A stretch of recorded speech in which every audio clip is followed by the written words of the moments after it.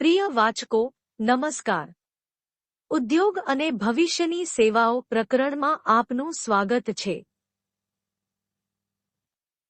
આ અભ્યાસ તમને ભવિષ્યનું એક એવું સ્વરૂપ આપશે જે તમને ઘણી રીતે લાભાન્વિત કરશે અને તમારે અત્યારે કેવી રીતે બદલાવાનું છે તે વિશે એકવાર વિચારવાની તમને ફરજ પાડશે. તો ચાલો અભ્યાસ શરૂ કરીએ. ભવિષ્યના ઉદ્યોગો અને સેવાઓ. જો કોઈ વ્યક્તિ જીવનમાં સફળતા અને સિદ્ધિ ઈચ્છે છે, તો તેના માટે સેવાઓ પૂરી પાડવી ખૂબ ફાયદાકારક છે. ભારતીય અને વિશ્વકક્ષાના બજારને ખરા અર્થમાં સમજવા માટે આપણને જરૂરી વિશિષ્ટ લાયકાતો શીખવવી જરૂરી છે.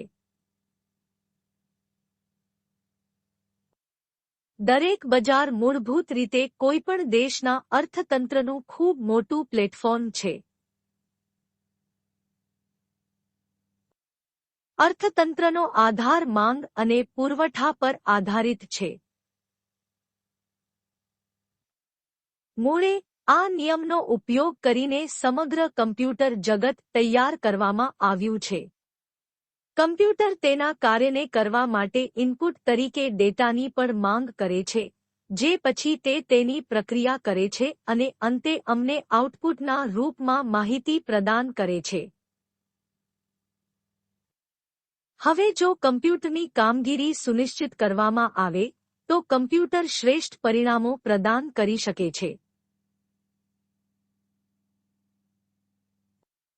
હાલમાં ઉપલબ્ધ કોમ્પ્યુટરને એવી રીતે ડિઝાઇન કરવામાં આવ્યું છે કે તેમાં જે પણ માહિતી એકઠી કરવામાં આવે છે, તે તેને પોતાની પાસે નથી રાખતી પરંતુ ક્લાઉડ કમ્પ્યુટરમાં તેને સુરક્ષિત રાખે છે.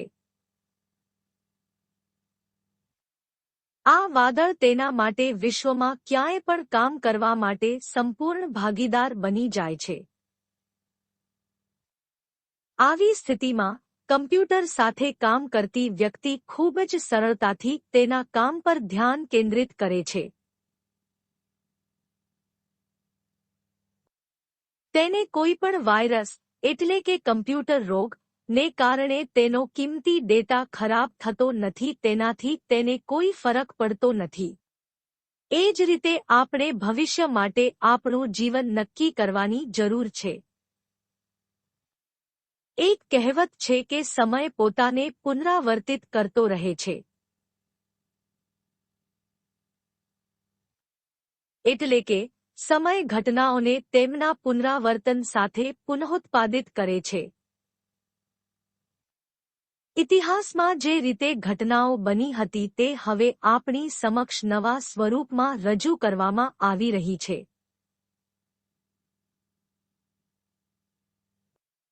ફરક માત્ર એટલો જ છે કે આ ઘટનાઓની વર્તમાન પ્રકૃતિ સંપૂર્ણપણે બદલાઈ ગઈ છે.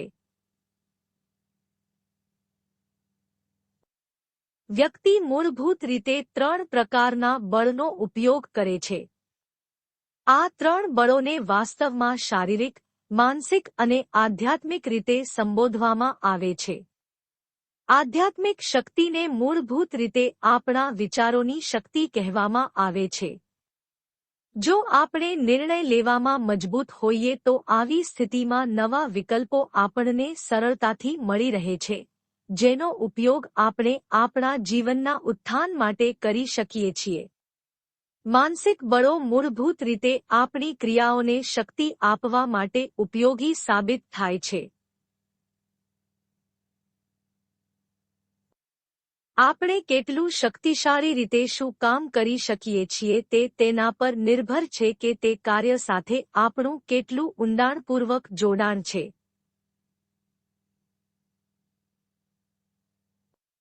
આપણામાંના મોટા ભાગના લોકો આપણું કામ અધૂરા દિલથી કરે છે. આવી સ્થિતિમાં આપણું ત્રીજું બળ વાપરવાનું શરૂ કરે છે, જેને આપણે ભૌતિક બળ તરીકે ઓળખીએ છીએ. ઇતિહાસની મોટા ભાગની ઘટનાઓની ચર્ચા કરીશું તો તેને સમજવી અઘરી નહીં પડે.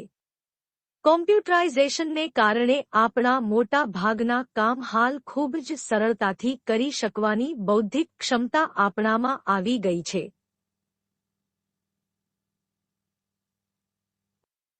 જેના કારણે આપણી માનસિક તાકાત પહેલા કરતાં વધુ મજબૂત બની છે.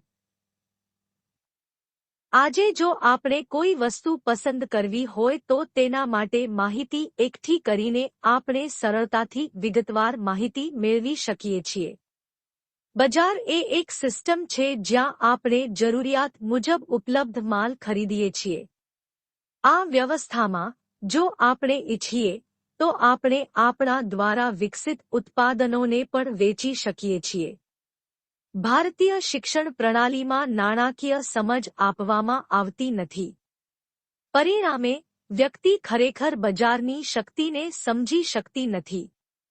આ વાત હું તમને એક ખૂબ જ સુંદર ઉદાહરણથી સમજાવું છું. 1925માં ભારતીય ₹1 બરાબર $1 હતો. આ પછી 1947માં જ્યારે ભારતને એક સ્વતંત્ર રાજ્ય તરીકે જોવામાં આવ્યું ત્યારે $1 લગભગ ₹3.16 જેટલું હતું. બજારની યોગ્ય સમજના અભાવે ભારતીય રૂપિયો સતત પોતાની છબી ગુમાવી રહ્યો છે અને હાલ તે લગભગ 0.56ની આસપાસ $1ના સ્તર પર પહોંચી ગયો છે, જે દરરોજ ઘટતો વધતો જાય છે અને ની પાર જ રહે છે.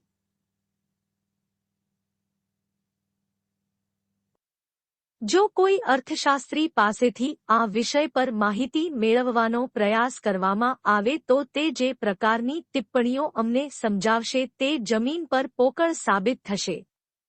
દેશના ખાસ કરન્સી સર્ક્યુલેશન વિભાગને રિઝર્વ બેંક ઓફ ઇન્ડિયા તરીકે ઓળખવામાં આવે છે.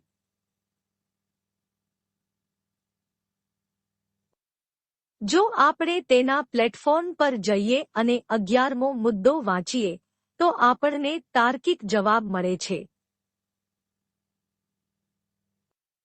પરંતુ તે પણ ખરેખર ચલણનું યોગ્ય મૂલ્યાંકન પ્રદાન કરતું નથી. હાલ દરેક ઉદ્યોગ પોતાનું શ્રેષ્ઠ કામ કર્યા બાદ પણ સંતુલિત રીતે ચાલી શકતો નથી. ઔદ્યોગિક ક્ષેત્રમાં કેટલાક વિભાગો એવા છે કે જેઓ તેમની ઉચ્ચ ગુણવત્તાની સેવાઓ પૂરી પાડે છે અને સારો એવો નફો પણ મેળવી શકે છે. તેમની પાછળ તેમની નાણાકીય બૌદ્ધિક ક્ષમતા અને ચલણ પરિભ્રમણ પદ્ધતિ છે. જો આપણે ભવિષ્ય તરફ નજર કરીએ તો આપણે સૌપ્રથમ નાણાં બજાર અને નાણાકીય બૌદ્ધિક તથ્યો શીખવાની જરૂર છે. ચાલો હું તમને એક પ્રશ્ન પૂછું. તમારા માટે સૌથી સરળ વેચાણ અને ખરીદી શું છે?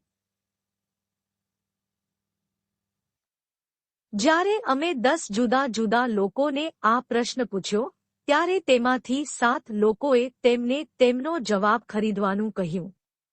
2 લોકોએ મિશ્ર પ્રતિસાદ આપ્યો પણ એક વ્યક્તિએ ખૂબ જ સરળતાથી વેચવાનું પસંદ કર્યું. જ્યારે અમે તે એક વ્યક્તિને પૂછ્યું કે તમને વેચવાનું આટલું અનુકૂળ કેમ લાગે છે, તેમણે ઉત્સાહથી ભરપૂર ખૂબ જ સરળ શબ્દોમાં કહ્યું હતું કે હકીકતમાં વ્યક્તિ આપણી પાસે કોઈ વસ્તુની નહીં પરંતુ અમે જે સેવાઓ પૂરી પાડીએ છીએ તેમાંથી તેને મળતા પ્રેમ અને આદરની માંગ કરે છે. આ સવાલનો સાચો જવાબ પણ આ જ છે.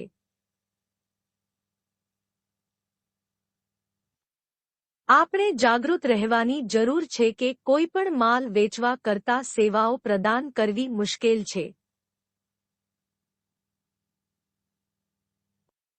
ભારતીય બજારનો એક મોટો વર્ગ આ વાતને સાચા અર્થમાં સમજી શકતો નથી. જો આપણે કોઈ પણ વિસ્તારમાં શોપિંગ કરવાનું વિચારીએ તો આપણી સામે અનેક વિકલ્પો ઉપલબ્ધ છે.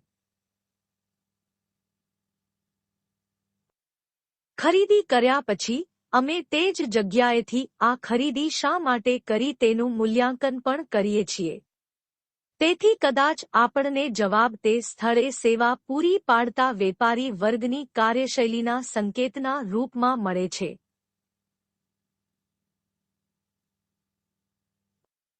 શાસ્ત્રોક્ત રેખા નીચે મુજબ છે. દીક્ષા, ભિક્ષા અને ભોજન હંમેશા એવી જગ્યાએ કરવું જોઈએ જ્યાં આપણું હૃદય આપણને શિષ્ટાચારની ભાવના આપે. સામાન્ય રીતે આપણે આ બધું જાણતા નથી અને આપણે બજારમાં ખરીદી કરવાનું ચાલુ રાખીએ છીએ. પરંતુ આપણે જે આદર ખરીદીએ છીએ તેના પર તેની મોટી અસર પડે છે. આપણે માત્ર નાની નાની વાતોનું ધ્યાન રાખવાનું હોય તો પણ આપણે તેને રાખી શકતા નથી. શરૂઆતમાં આપણને આ વિષય પર જ્ઞાન મળતું નથી, પરંતુ ધીમે ધીમે આપણી શોપિંગની વાસ્તવિકતા એક અલગ જ દિશા પકડે છે.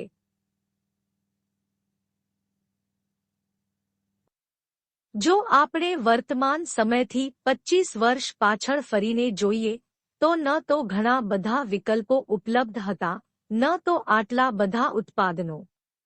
પરંતુ હાલ તો એટલું ઉત્પાદન છે કે અમને લાગે છે કે તે કદાચ આપણી સુવિધાઓ માટે બનાવવામાં આવ્યું હશે. પરંતુ તેની પાછળ બે મુખ્ય કારણો છે. પ્રથમ, તમે ઉપર જે વાંચ્યું છે તે જ વસ્તુ એ છે કે ઉત્પાદનો આપણી સુવિધાઓને ધ્યાનમાં રાખીને બનાવવામાં આવી રહ્યા છે. પરંતુ બીજી તરફ કેટલીક પ્રોડક્ટ્સ પણ બનાવવામાં આવી રહી છે, જેનું ઉત્પાદન અમારી સુવિધાઓ કરતાં માર્કેટ એડવાન્ટેજને ધ્યાનમાં રાખીને કરવામાં આવી રહ્યું છે. અહીં તેની ચર્ચા કરવાનો કોઈ ખાસ ફાયદો નથી કારણ કે તે તમારા વ્યક્તિગત નિર્ણય તેમજ તમારા નાણાં સંગ્રહ કેટલું છે તેના પર પણ આધાર રાખે છે.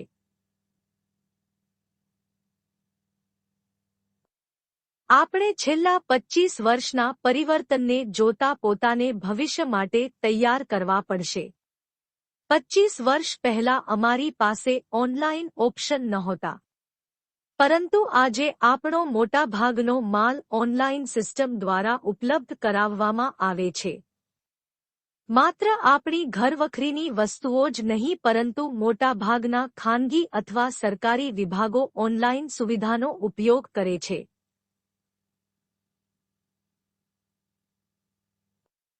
અમને યાદ છે કે અમારે અમારા બિલ ચૂકવવા માટે લાંબી કતારોમાં ઊભા રહેવું પડ્યું હતું. પણ હવે થોડી જ ક્ષણોમાં આપણને તમામ પ્રકારની ચૂકવણીઓ મળી જાય છે. જો આપણને આટલી બધી સુવિધાઓ મળી રહી છે, તો કદાચ તેના માટે સર્વિસ ચાર્જ પણ ચૂકવવો પડશે. આ સર્વિસ ચાર્જ મૂળભૂત રીતે આપણી આજીવિકામાંથી દૂર કરવો પડશે. આ બધા સિવાય અહીં કેટલીક વધુ વાતો સમજવી પડશે. ધારો કે તમારે કોઈ પણ કામ માટે તમારા રહેઠાણના સ્થળે જવું પડે છે.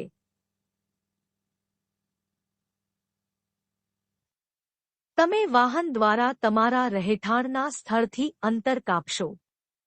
જો તે જગ્યા નજીક છે, તો તમે ત્યાં પગપાળા જઈ શકો છો. કોઈ પણ સંજોગોમાં તમારે તમારી શારીરિક ક્ષમતાનો ઉપયોગ તે સ્થળે જવા અને સંબંધિત વસ્તુઓ રહેઠાણના સ્થળે લાવવા માટે કરવો પડશે.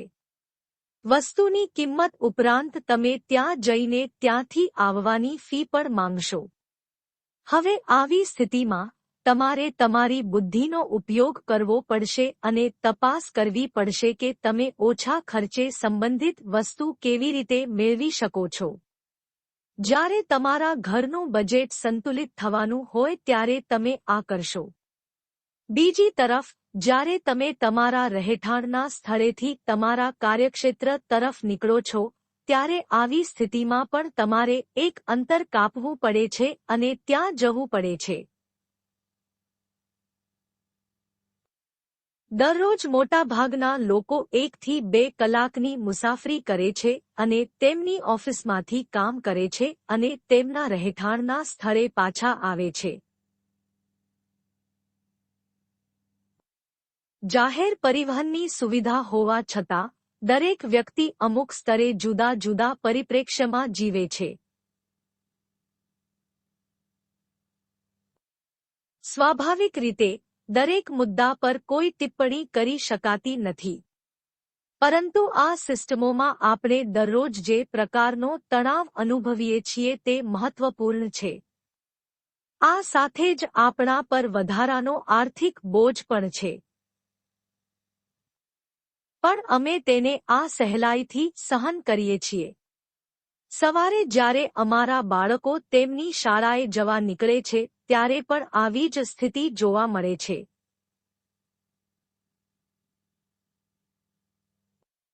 જેમ જેમ વસ્તી વધી રહી છે તેમ તેમ સુવિધાઓની માંગ પણ ઝડપથી વધી રહી છે.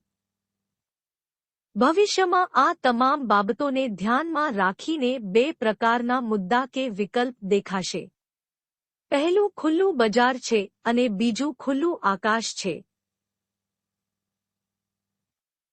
જો ખુલ્લા બજારમાં કામ કરતા લોકો એટલે કે ભારતની અર્થવ્યવસ્થા સમાજને સંપૂર્ણ રીતે પોતાની સેવાઓ પૂરી પાડી શકશે નહીં, તો જનતા એ દિશામાં પ્રવેશ કરશે જ્યાં તેમને સારી સુવિધાઓ મળી રહી છે. સુવિધાઓની સાથે સાથે સેવાઓની વિશેષ માંગ પણ વધશે. જ્યારે બજાર એક ખુલ્લા પ્લેટફોર્મ જેવું લાગે છે, ત્યારે કદાચ દરેક જણ તેનો લાભ લેવા માંગશે, પછી ભલે તે કોઈપણ ક્ષેત્ર સાથે સંબંધિત હોય. બજારના ખુલ્લા પ્લેટફોર્મનો અર્થ તમને સમજાવવો જરૂરી છે. છેલ્લા ઘણા વર્ષોથી આપણે જે બજાર જોઈ રહ્યા છીએ તે પહેલા પણ ચાલતું હતું. અમને અમારા બજારમાં મળેલી મોટાભાગની વસ્તુઓ અમારા સ્થાનિક એકમો દ્વારા બનાવવામાં આવી હતી. કેટલીક વસ્તુઓ વિદેશથી પણ આયાત કરવામાં આવી હતી. આયાતી માલ માટે આ વલણ ધીમે ધીમે વધવા લાગ્યું. અત્યારે સ્થાનિક અને આયાતી ચીજવસ્તુઓ આપણને સરળતાથી મળી રહે છે. ભારત સરકારે આપણા બજારોની રચના એવી રીતે કરી છે કે મોટા ભાગનો માલ હવે ભારતની ભૂમિ પર જ બને છે. આયાતની કિંમત હવે ઓછામાં ઓછી થઈ ગઈ છે. માત્ર કાચો માલ જ વિદેશની જમીનમાંથી આયાત કરીને તૈયાર કરીને ભારતમાં વેચવામાં આવે છે.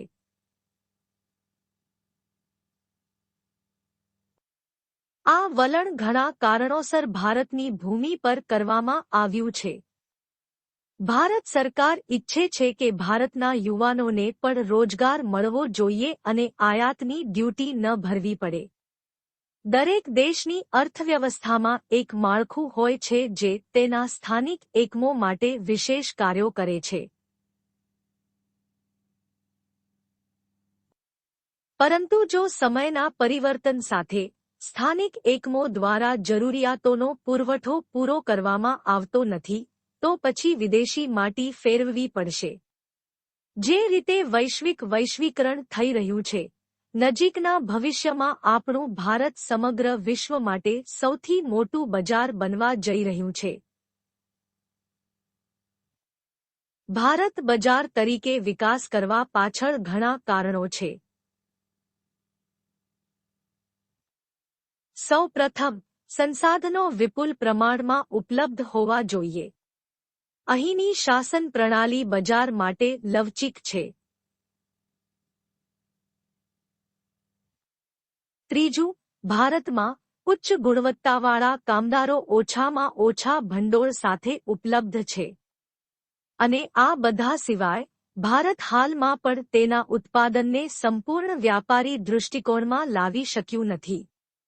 ભારતની સરકાર અને વહીવટ પોતાનું શ્રેષ્ઠ કામ કરી રહ્યા છે, પરંતુ જે રીતે ભારતમાં શિક્ષણ અને રાજકીયકરણ મુખ્યત્વે ખંડિત છે, તેવી જ રીતે આવી સ્થિતિમાં સારા વિકલ્પો પણ પૂરતા નથી. વૈશ્વિક અર્થવ્યવસ્થા પર નજર કરીએ તો હાલ ભારત ડિજિટલ લેવડ દેવડમાં 40% ભૂમિકા નિભાવી રહ્યું છે. જે જરૂરી છે તે યોગ્ય દિશા અને વિકલ્પો પ્રદાન કરવાની છે. આ તમામ સમીકરણોને ધ્યાનથી જોઈએ તો આપણને એક સોનેરી તક મળવાની છે જેની ઇમેજ અમે તમારી સમક્ષ રજૂ કરવાના છીએ। ખુલ્લું બજાર એક એવું મંચ બનવા જઈ રહ્યું છે જેમાં વિશ્વના કોઈપણ ક્ષેત્રનું ઔદ્યોગિકરણ સ્વેચ્છાએ બનાવી શકાય છે। ભારતીય અર્થતંત્રમાં ટેકનોલોજીનો શ્રેષ્ઠ ઉપયોગ કરીને આ બજારને નિયંત્રિત કરી શકાય છે। સરકારનો સૌથી મોટો સ્રોત કે જેમાંથી તે પૈસા કમાય છે તે આ ડિજિટલ વિશ્વમાં ખૂબ જ ઝડપી ગતિએ પ્રગતિ કરશે। જો કોઈ દેશના અર્થતંત્રને માત્ર સાચી દિશા જ આપવામાં આવે તો તે સરળતાથી પ્રગતિની મહાન ઊંચાઈઓને સ્પર્શી શકે છે।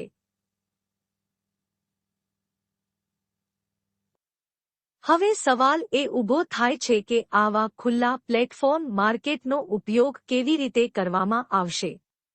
આ માટે તમામને બે વિકલ્પ ઉપલબ્ધ થશે। પ્રથમ વિકલ્પ જે હજી પણ ચાલુ છે તે ગ્રાહક બનવું અને તમારી સુવિધા અનુસાર વસ્તુ ખરીદવી છે। આ સિસ્ટમમાં દરેક વ્યક્તિને તેની જરૂરિયાત અનુસારની દરેક વ્યવસ્થા પૂરી પાડવામાં આવે છે જેની તે માંગ કરે છે। આ જોઈને મોટાભાગના લોકો સેલર બનીને માર્કેટમાં પોતાનું સ્થાન બનાવવાનો પ્રયાસ કરે છે।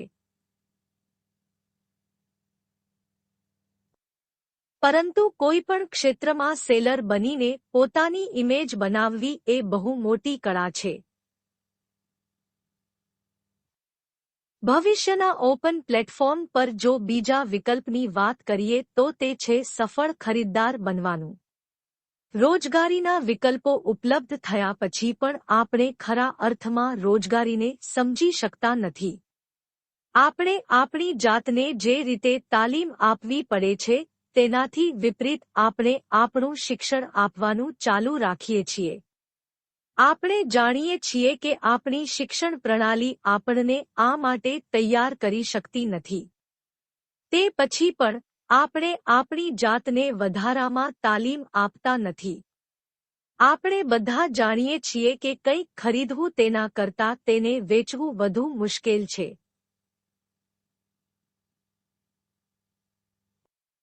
પરંતુ જો આપણને નાણાકીય બજારમાં તાલીમ આપવામાં આવે તો ખરીદી કરતાં વેચાણ કરવું આપણા માટે સરળ બનશે। એક વાત તમે વિચારશો કે દુનિયાના અમીર લોકોની ખાસિયત શું છે કે તેઓ ખૂબ જ સરળતાથી આપણને અમારી પ્રોડક્ટ ખરીદવા માટે મજબૂર કરે છે।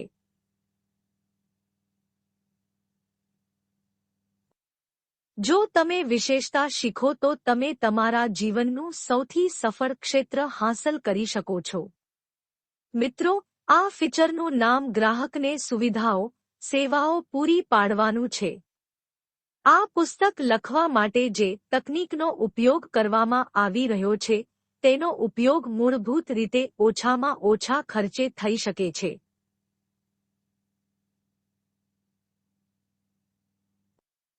આપણી બૌદ્ધિક શક્તિનો યોગ્ય રીતે ઉપયોગ કેવી રીતે કરવો તે જ આપણે જાણવું જોઈએ।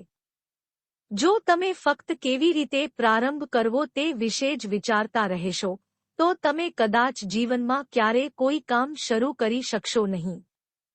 આ પાછળનું મુખ્ય કારણ એ છે કે તમે હાલમાં તમારી સાથે જે સમીકરણો રાખી રહ્યા છો।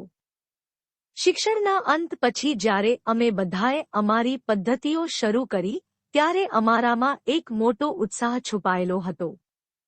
અમે તે ઉત્સાહને સમાજના આસપાસના લોકો સાથે જોડ્યો। પણ આનંદની વર્તમાન ક્ષણ આપણી સાથે કેટલો સમય રહી શકે તે અમે વિચારી પણ ન શક્યા। વ્યાપાર જગતમાં એક વાત સ્પષ્ટ શબ્દોમાં કહેવાય છે, જો આપણે આપણી જાતને જીવનની તાલીમ સાથે જોડીએ તો આપણો વ્યવસાય પણ નિયમિત રીતે પ્રગતિ કરતો રહેશે।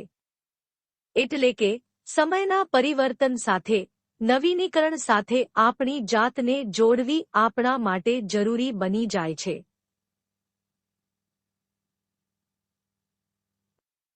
જો આપણે પહેલેથી જ નવીનતા સાથે આપણી જાતને સાંકળી રહ્યા છીએ, તો આપણે એક એવું પ્લેટફોર્મ બનાવવું પડશે જે આપણા વ્યક્તિગત જીવનને દિશા આપી શકે.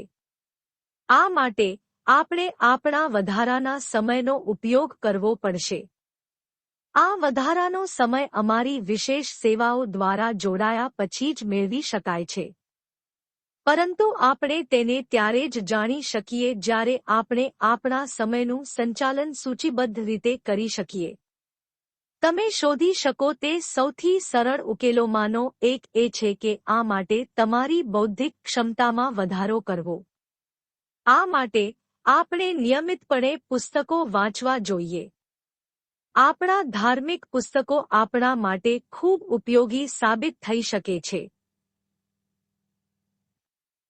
તમારે તમારી રુચિ અનુસાર વિષય પસંદ કરવો જોઈએ અને સંબંધિત પુસ્તકો વાંચવા જોઈએ. પરંતુ જો તમને એવું લાગતું હોય કે તમે ઈચ્છો છો તે પુસ્તકોમાં રસ નથી મળી શકતો, તો આવી સ્થિતિમાં તમારે તમારા અનુભવનો ઉપયોગ કરીને તમારું લેખન કાર્ય શરૂ કરવું જોઈએ. દરરોજ શક્ય તેટલો વધુ સમય લખવામાં વિતાવશો. આ સુવિધાને આપણામાં દાખલ કરવા માટે આપણે શરૂઆતમાં થોડા સમય માટે વધારાના પ્રયત્નો કરવા પડશે. શરૂઆતમાં આપણું મગજ આપણને મદદ નહીં કરે. આવું એટલા માટે થશે કારણ કે શિક્ષણ પૂરું કર્યા પછી ફરીથી શિક્ષણના ક્ષેત્રમાં પ્રવેશવું કોઈના માટે સહેલું નથી. તમે તે કરવા માટે ફક્ત એક લક્ષ્ય નક્કી કર્યું છે. ધ્યેય કોઈ સિદ્ધિ સાથે સંબંધિત હોવું જોઈએ. જીવનમાં આર્થિક તાલીમ આ બિંદુથી શરૂ થાય છે અને તમને આ તાલીમનો શ્રેષ્ઠ લાભ ભવિષ્યના ખુલ્લા બજારમાં પણ મળશે. જો તમે બજારમાંથી પાન ખરીદો છો, તો તમારે તેનો ઉપયોગ એવી રીતે કરવો પડશે કે તમે તેની કિંમત વસૂલ કરી શકો.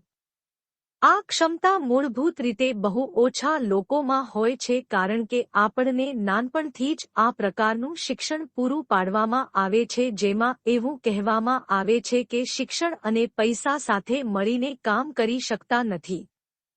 હું આ સંદર્ભમાં રામચરિત્ર માનસનો એક પ્રસંગ પણ તમારી સમક્ષ રજૂ કરવા માંગુ છું.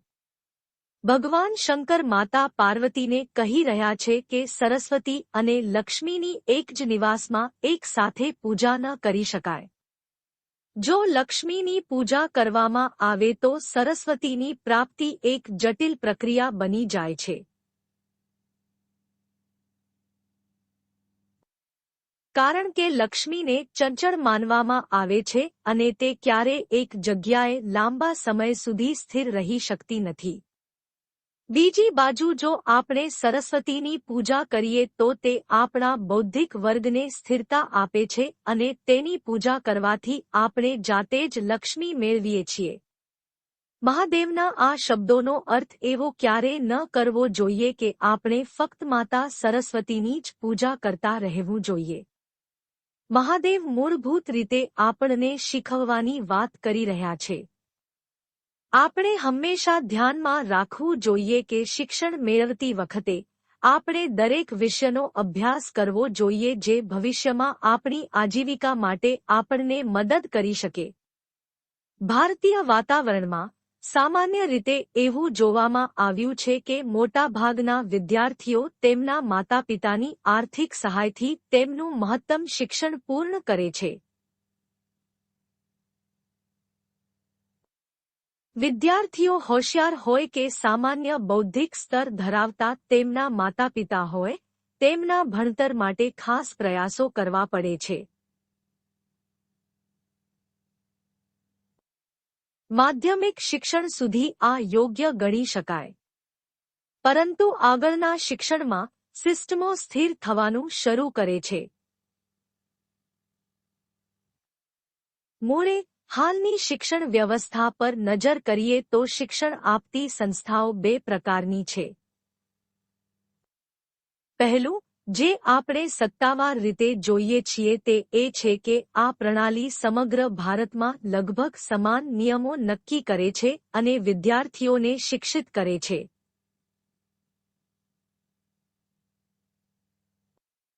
બીજી પદ્ધતિમાં તેની પોતાની શિક્ષણ પદ્ધતિઓ માધ્યમિક સ્તર સુધી લાગુ કરવામાં આવી છે.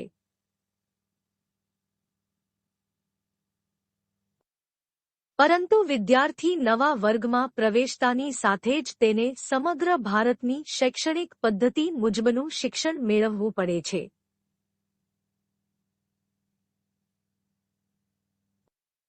હકીકતમાં શૈક્ષણિક સ્તરને એવી રીતે સજાવવામાં આવ્યું છે કે શાળાઓએ પોતાના સ્તરે ઉપયોગ કરવો પડે છે.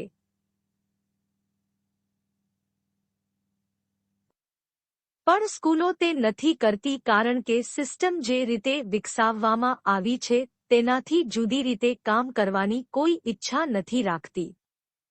જો આપણે આપણા શિક્ષણ વિશે ઊંડાણપૂર્વક વિચારીએ તો કેટલાક વિકલ્પો આપણી સમક્ષ રજૂ કરવામાં આવે છે.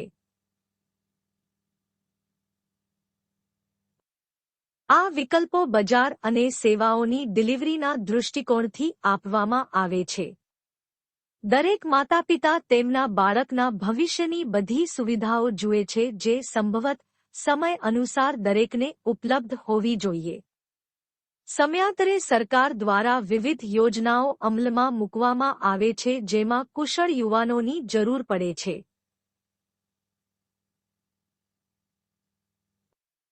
તેમના બાળકોના માનસિક સ્તરને જોતા માતાપિતા પણ તેમને કોઈપણ એક કુશળતા માટે તૈયાર કરવા માંગે છે.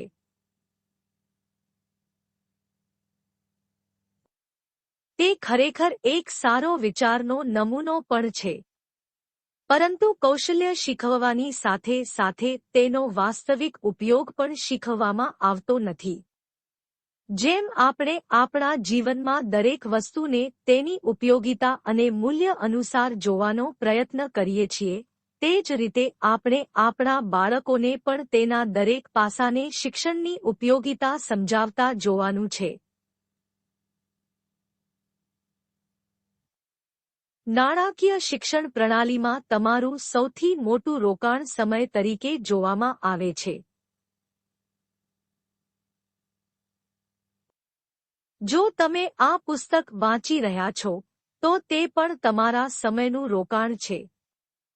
પુસ્તક વાંચ્યા પછી જો તમને કોઈ પણ પ્રકારનો લાભ ન મળે તો આ પુસ્તક લખવાનું વાજબીપણું શૂન્યતા તરફ જતું રહેશે. આ પુસ્તક લખતી વખતે સૌથી અગત્યની બાબત એ હતી કે તેનો વિષય પસંદ કરવો. તમારા જીવનના એક લાંબા પ્રકરણનો સાર એવી રીતે આપવો મુશ્કેલ હતો કે તે તમારા માટે શ્રેષ્ઠ ફળ હતું. આ કાર્યને સરળ બનાવવા માટે મેં સૌપ્રથમ મારા આરાધ્ય શ્રી બાલાજી મહારાજની સામે પ્રાર્થના કરી અને આશીર્વાદ રૂપે મને મારી લાગણીઓને તમારી સમક્ષ રજૂ કરવાની શક્તિ મળી.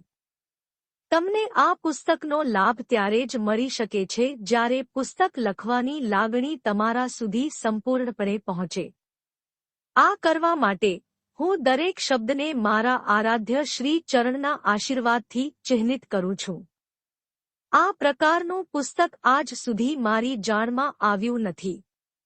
ઘણા પુસ્તકોનો અભ્યાસ કર્યા પછી જ્યારે મેં બજારની બદલાતી પ્રકૃતિને ઊંડાણથી જોયું, ત્યારે મારું ધ્યાન આ વિષય તરફ ખેંચાયું અને હું તમારી સામે મારા અનુભવનો સારાંશ આપવા માંગતો હતો.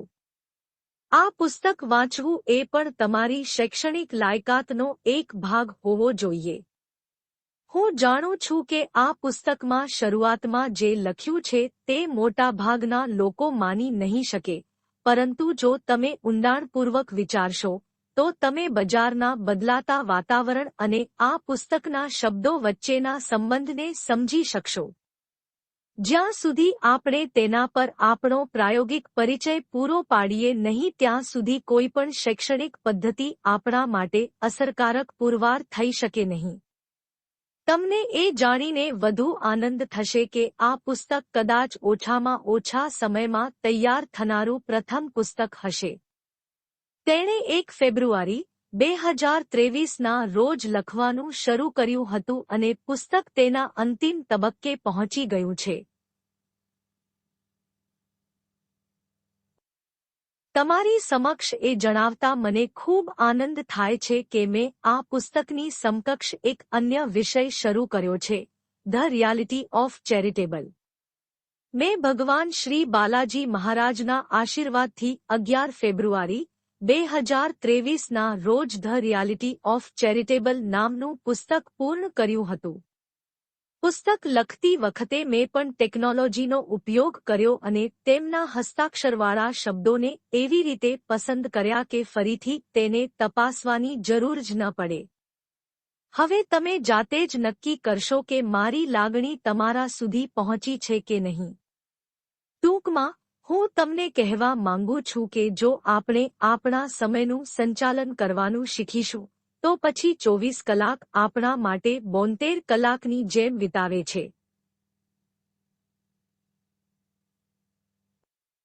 આ તે છે જે શિક્ષણ મૂળભૂત રીતે નાણાકીય સમીકરણોને છતી કરે છે. અમે તમારી વિશેષ કુશળતા પ્રસ્તુત કરવા માટે ઘણા અભ્યાસક્રમો બનાવ્યા છે. તમારે ફક્ત તેમને સમજવાની જરૂર છે. અમારા દરેક કોર્સ તમારા માટે 9મા ધોરણથી શરૂ કરવામાં આવે છે, જેની વચ્ચે તમે ટ્રેનિંગ પીરિયડની વચ્ચે જ તમારા માટે પૈસા કમાવવાનું શરૂ કરો છો. સૌથી સુંદર વાત એ છે કે અમારા અભ્યાસક્રમને એવી રીતે શણગારવામાં આવ્યો છે કે તે તમારી શૈક્ષણિક લાયકાતને અસર કરશે નહીં જે તમને તમારી શાળાઓમાંથી મળી રહી છે.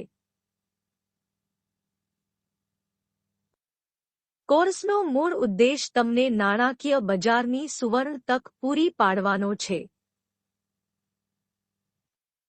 તમે તમારા વાસ્તવિક વ્યવસાયની તપાસ કરવાનું શીખી શકો છો અને અભ્યાસક્રમની મધ્યમાં તેના પર ધ્યાન કેન્દ્રિત કરી શકો છો.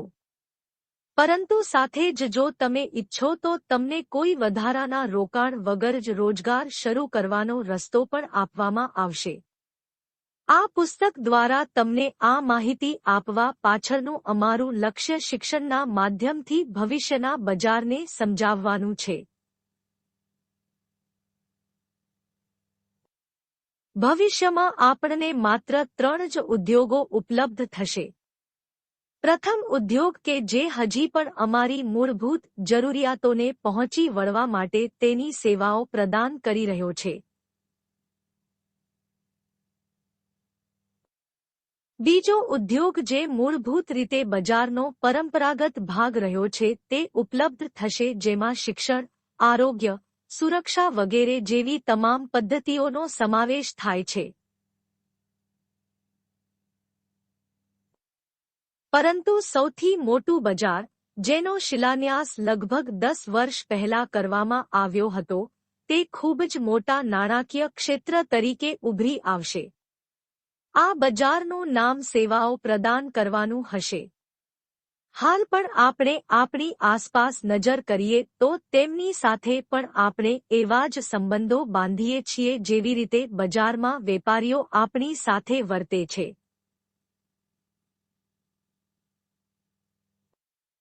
આજે પણ ભારતમાં 70% લોકો બિઝનેસ સેક્ટરમાં કામ કરી રહ્યા છે, પરંતુ તેમની બુદ્ધિમત્તાને બિઝનેસની દૃષ્ટિએ જોઈ શકાતી નથી. આવી સ્થિતિમાં તેઓ ફક્ત વ્યવસાયનો દંભ કરે છે અને વ્યવસાય કરવા માટે સક્ષમ નથી. વ્યવસાયિક વ્યક્તિમાં અમુક લક્ષણો હોય છે જેમાં શ્રેષ્ઠ સેવાઓ પ્રદાન કરવી શ્રેષ્ઠ માનવામાં આવે છે.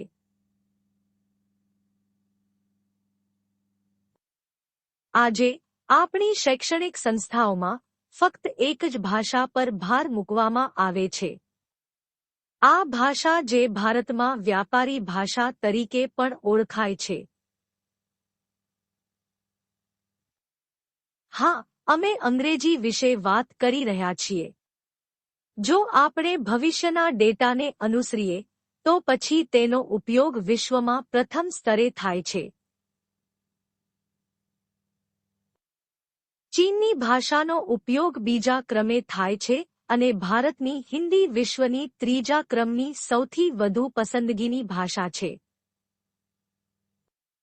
અંગ્રેજી 1121 કરોડ વક્તાઓ Mandarin Chinese 1107 million speakers. Hindi 69.8 crore ભાષીઓ। તે ઉપલબ્ધ ડેટા છે જે વિશ્વના કેટલા લોકો પ્રાથમિક 3 સ્તરે કઈ ભાષાઓને પસંદ કરે છે તે સમર્થન આપે છે।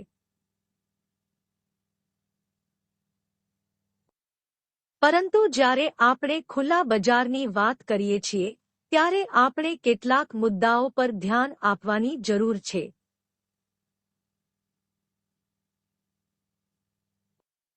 આપણી વાતચીત માટે સંચાર માધ્યમ અત્યંત મહત્વનું માનવામાં આવે છે। વર્તમાન સમયમાં સંચાર માધ્યમમાં મોબાઈલને સૌથી મોટું સાધન માનવામાં આવે છે। જ્યારે અમે મોબાઈલ સેવાઓનો ઉપયોગ કરતા હોઈએ અને સલાહ માટે ગ્રાહક સેવા પ્રતિનિધિ સાથે વાત કરવા માંગતા હોઈએ ત્યારે તેઓ અમને ભાષા પસંદ કરવાનું કહે છે।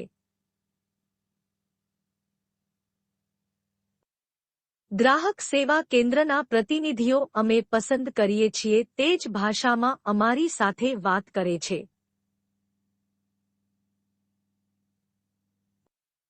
બજાર જાણે છે કે જે ભાષા પર આપણી પ્રાદેશિક જીવનશૈલી પર સારી અસર પડે છે તેના પર વિશેષ ધ્યાન આપવું જોઈએ। એ જ રીતે વિશ્વની ખૂબ મોટી સોફ્ટવેર કંપની ગૂગલે ભાષાઓના ક્ષેત્રમાં પ્રશંસનીય સેવા રજૂ કરી છે। ગૂગલ હાલમાં લગભગ 133 વૈશ્વિક ભાષાઓનું ભાષાંતર કરવામાં સક્ષમ છે।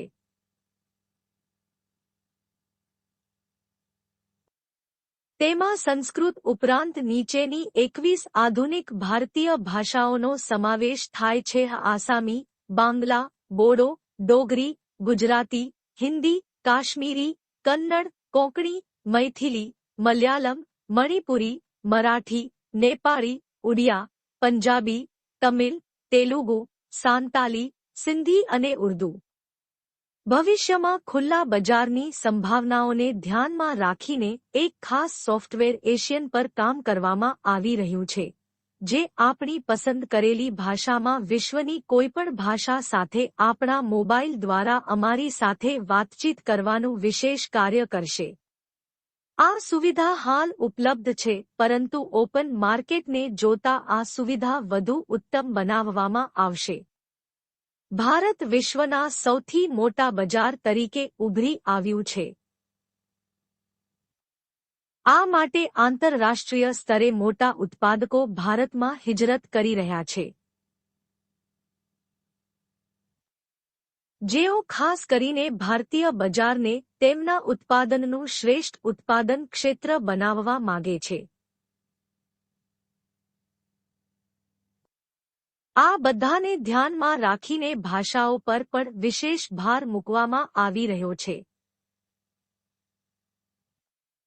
માહિતી અને ટેકનોલોજીના ક્ષેત્રમાં શરૂઆતનો સમયગાળો અંગ્રેજી દ્વારા સંચાલિત હતો। તે સમયે તેની જરૂરિયાત વધારે માનવામાં આવતી હતી જેનું મુખ્ય કારણ આના આધારે કોમ્પ્યુટરના દરેક સોફ્ટવેરને પ્રોગ્રામ કરવાનું હતું જેને જોતા છેલ્લા 30 વર્ષમાં અંગ્રેજીએ દુનિયામાં ઘણું સર્ક્યુલેશન મેળવ્યું છે। પરંતુ દરેક દેશ અંગ્રેજી કરતાં તેની સ્થાનિક ભાષાને પસંદ કરે છે। આ મુદ્દા પર ઊંડાણપૂર્વક વિચાર કરતા ગૂગલે આટલું મોટું કામ આપણી સામે રજૂ કર્યું છે। ઓપન માર્કેટમાં વધુ એક મોટો ફેરફાર ભારતની અંદર જોવા મળશે। ભારત પાસે વિશ્વમાં ઉપલબ્ધ શ્રેષ્ઠ સ્થાપત્ય માળખા છે। વિશ્વની શ્રેષ્ઠ કલાકૃતિઓ ભારતમાં ઉપલબ્ધ છે। વિશ્વમાં સૌથી વધુ નદીઓ ભારતમાં છે। આ તમામ બાબતો પર ખાસ ભાર મૂકવામાં આવ્યો છે। જો ભારત એક બજાર તરીકે વિશ્વનું પ્રથમ સ્થાન બનવા જઈ રહ્યું છે તો ભારતનો પર્યટન વિભાગ પણ તેનાથી અસ્પૃશ્ય રહેશે નહીં। ભારતીય પર્યટનના તમામ ઐતિહાસિક સ્થળો સોફ્ટવેર દ્વારા વ્યાખ્યાયિત કરવામાં આવશે. શરૂઆતમાં પણ આવા કામો થયા હતા, પરંતુ તેનો વિકાસ એવા સ્તરે થશે કે તેની ખાસિયત સાંભળીને તમને આશ્ચર્ય થશે. સુવિધા હેઠળ તમારે તમારા રહેઠાણની તે જગ્યા પસંદ કરવાની રહેશે જ્યાં તમે ફરવા જવા માંગો છો. તમારા મોબાઈલમાં કોમ્પ્યુટરાઇઝ્ડ સ્પીકર તમારી સાથે વાત કરવાનું શરૂ કરી દેશે. તમારા રહેઠાણના સ્થળથી તમારા ગંતવ્ય સુધીનો આખો માર્ગ તમને સમજાવશે. તમને આશ્ચર્ય થશે કે તમારી કાર પણ સોફ્ટવેરની જીપીઆરએસ ટેકનોલોજીથી સંચાલિત હશે. તમે રોડ માર્ગે જાઓ કે ભવિષ્યની અંડર કન્સ્ટ્રક્શન એર દ્વારા, તમે ખૂબ જ ખુશીથી તમારા ગંતવ્ય સ્થાને પહોંચી જશો. પરિવહન વિશે આપણે પછી ચર્ચા કરીશું. જ્યારે તમે તમારા પસંદ કરેલા સ્થાન પર પહોંચશો, ત્યારે તમને તમારા મોબાઈલ અથવા ઉપલબ્ધ તકનીકી ઉપકરણો દ્વારા માર્ગદર્શિકા તરીકે પ્રતીકની માહિતીથી વાકેફ કરવામાં આવશે. ખુલ્લા બજારનું લક્ષ્ય તમને તમારી દરેક સુવિધાઓ માટે સેવા પ્રદાન કરવાનું રહેશે. આવી સ્થિતિમાં તમે કલ્પના પણ નહીં કરી શકો કે તમારા રોજગાર અને આજીવિકાનો સ્રોત તમને કેવી રીતે મદદ કરી શકશે. તમને એ વિચારવાની ફરજ પડશે કે આપણું શૈક્ષણિક સ્તર આપણને આવું કોઈ શિક્ષણ પૂરું પાડે છે કે કેમ. કદાચ બહુ ઓછા લોકો તેને શીખી શકશે અને તેનો ઉપયોગ કરી શકશે. આ સમસ્યા માત્ર ભારત માટે જ નહીં પરંતુ સમગ્ર વિશ્વ માટે એક મોટી કટોકટીનો વિષય બની ગઈ છે.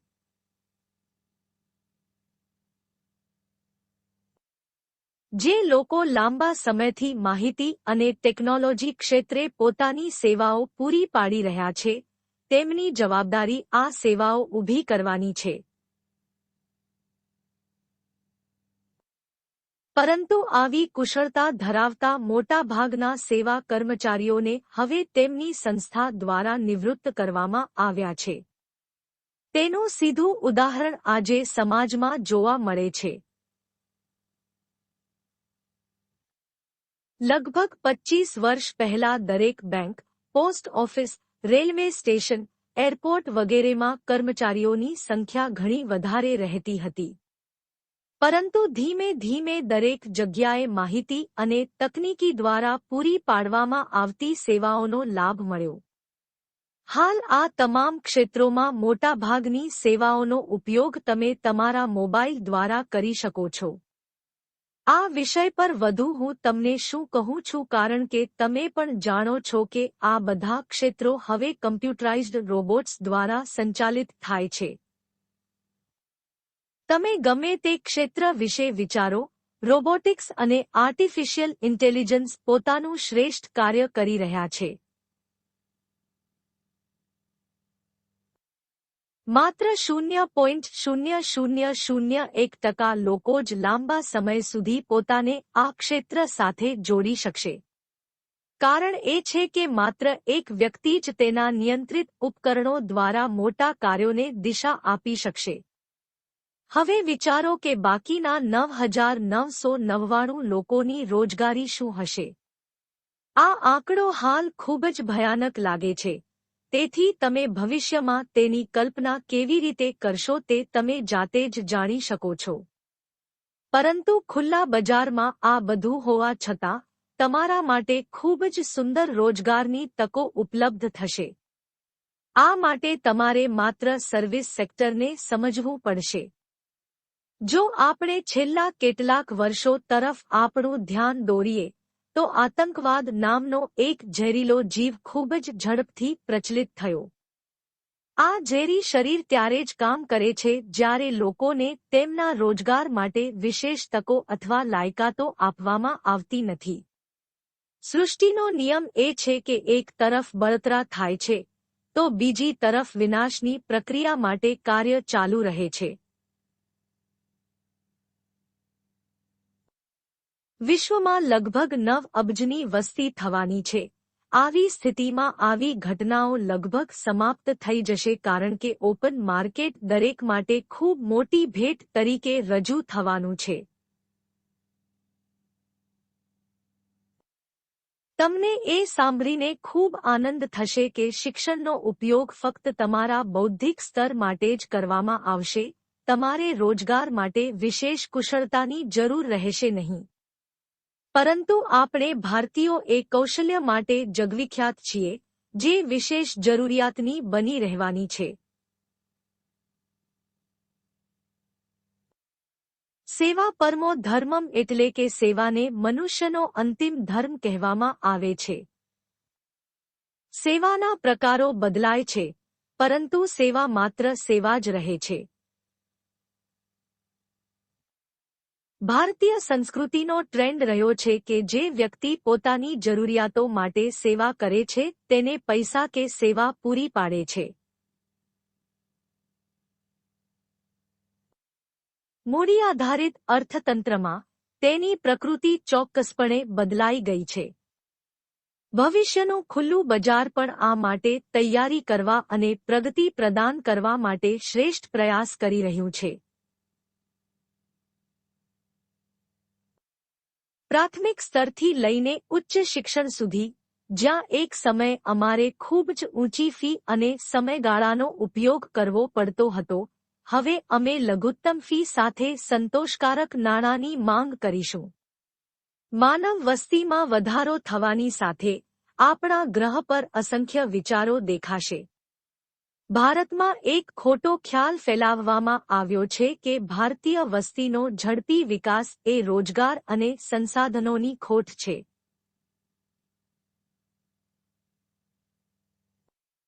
પરંતુ આ વિષય પર નોબેલ પુરસ્કાર વિજેતા શ્રી અમર્ત્ય કુમાર સેનજીએ આબાદીને એક મોટી રાજધાનીના રૂપમાં સંબોધિત કરી છે. માહિતી અને ટેકનોલોજી મૂળભૂત રીતે એક ઉત્તમ સેવા માનવામાં આવે છે, પરંતુ શ્રેષ્ઠ આર્ટિફિશિયલ ઇન્ટેલિજન્સ પ્રોગ્રામિંગ પણ સંપૂર્ણપણે માનવીય ક્ષમતા પ્રાપ્ત કરી શકતું નથી. આ ક્ષમતા ભાવનાત્મક શૈલી છે. કૃત્રિમ બુદ્ધિ એ મૂળભૂત રીતે તથ્યો અને વિચારોનું તકનીકીકરણ છે જે વાસ્તવિક જીવનશૈલીનો આધાર બનાવે છે.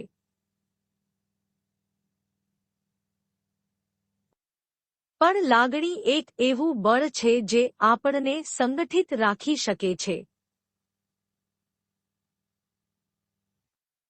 જો આપણા મનમાં ચાલતા વિચારોને સરળતાથી અમલમાં મૂકવાનું શરૂ થઈ જાય, આપણને સુવિધાઓ મળવા લાગે, તો આપણા મનમાં કોઈના પ્રત્યે દ્વેષભાવ નહીં રહે.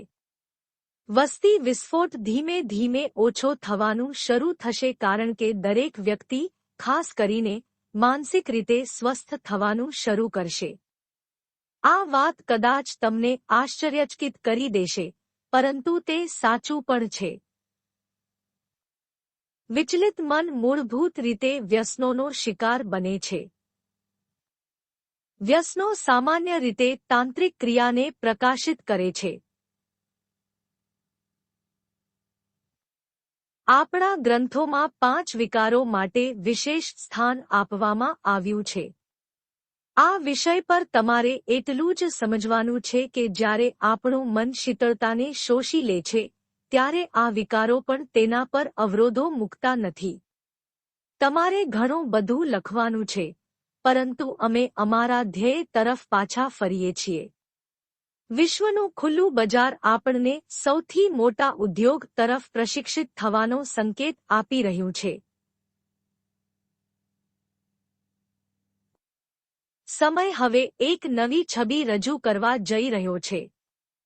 જેવી રીતે એક ઘરની અંદર પરિવારના બધા સભ્યો એકબીજાનું ખાસ ધ્યાન રાખવાનો પ્રયત્ન કરે છે.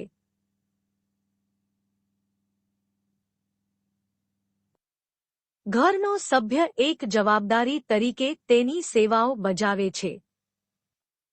ભારતીય સનાતન સંસ્કૃતિમાં સમગ્ર વિશ્વને એક પરિવારની જેમ ગણવામાં આવે છે. તેથી આપણે બધાએ ઉપલબ્ધ સમયગાળાની અંદર ભવિષ્યના ખુલ્લા બજાર માટે તૈયારી કરવી પડશે. ભવિષ્યનું બજાર મૂળભૂત રીતે સેવા આધારિત બનવાનું છે. આપણે માત્ર એ વાત પર વિશેષ ધ્યાન આપવાનું છે કે આપણે સમાજ સાથે કેવા પ્રકારની સેવા વહેંચી શકીએ. તમે જે પણ ક્ષેત્રને સેવાને લાયક માનો છો તેના માટે તમારે ફક્ત તમારી જાતને તાલીમ આપવી પડશે. તમારી સાથે જે કોર્સની ચર્ચા કરવામાં આવી છે તેની લિંક તમને ઉપલબ્ધ કરાવવામાં આવી છે.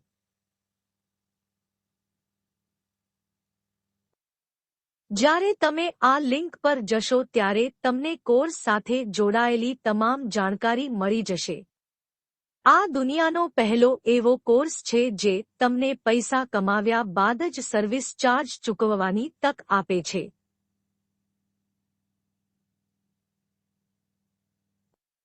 આ તક તે બધા નવા નિશાળિયા માટે છે જેઓ શરૂઆતમાં આ કોર્સની ગુણવત્તામાં વિશ્વાસ કરશે નહીં. પરંતુ સમયની સાથે સાથે આ કોર્સ બધા માટે ખૂબ જ મહત્વનો રોલ સાબિત થશે. જેમ તમે તમારા પરંપરાગત શિક્ષણ માટે શાળા સિવાય અન્ય કોઈ વિદ્વાન પાસેથી શિક્ષણ અને સલાહ મેળવો છો, તે જ રીતે આ કોર્સ પણ તમારા માટે શણગારવામાં આવે છે. કોર્સની સૌથી મોટી વિશેષતા એ છે કે તમને તેની કિંમતનો 10 ગણો ફાયદો મળે છે.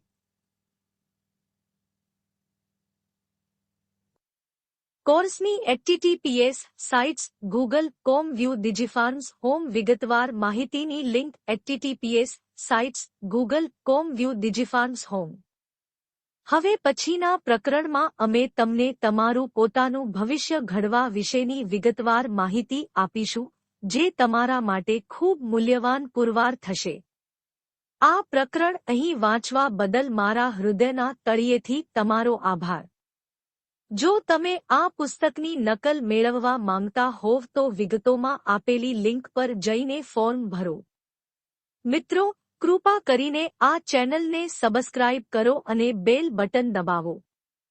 કૃપા કરીને તમારા 5 મિત્રો સાથે પુસ્તકનો ધ્વનિ પ્રવાહ શેર કરો. હવે પછીના પ્રકરણમાં હું તમને મળીશ.